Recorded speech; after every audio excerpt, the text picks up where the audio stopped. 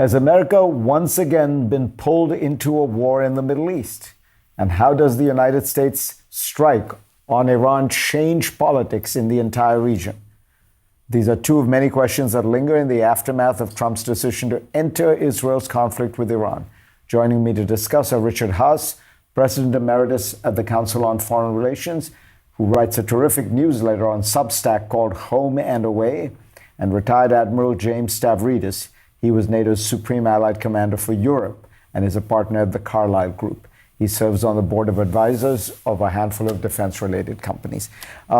Richard, let me ask you, to me, the big picture, in a sense, is when you look at that rise in centrifuges and over the years, I think the way the Israelis see this is, look, the Iranians have been playing footsie with going nuclear for a long time.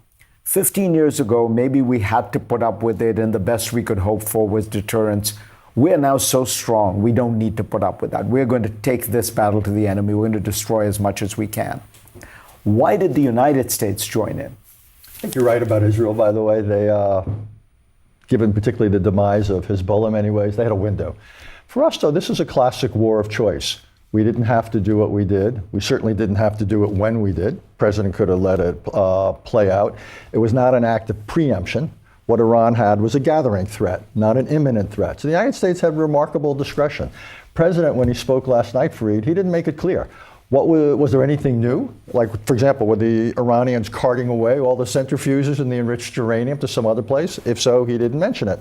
Does he think they were on the brink of having a weapon? So I actually think he's made not just a big political gamble, but a strategic gamble. Taking a step back, I'm struck by how much of the last, 35 years since the end of the Cold War, where have we been?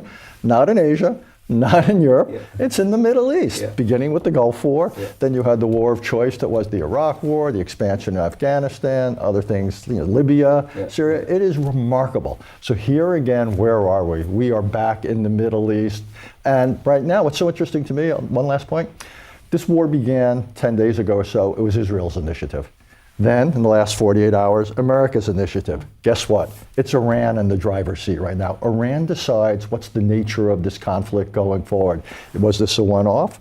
Will revenge be served cold? Will it be served hot? And how? So right now, Iran decides to what extent, what are the implications, if you will, of Donald Trump's gamble.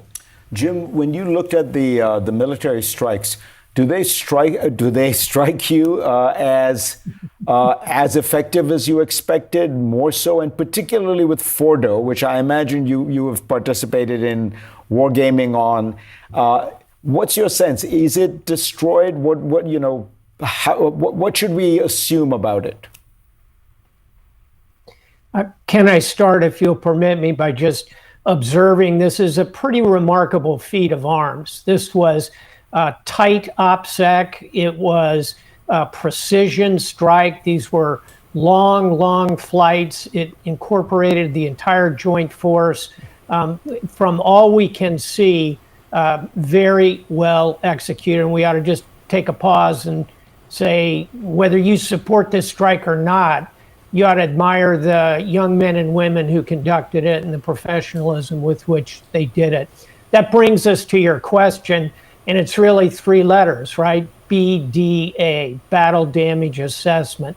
I think as you go from the president to the Secretary of Defense and then to the uniformed chairman of the Joint Chiefs, General Kane, you see increasing levels of, shall we say, caution about declaring mission accomplished, because we just don't know yet. So over the next 2 or 3 days, we'll get a certain level of battle damage assessment based on signal intelligence, human intelligence, overhead sensors.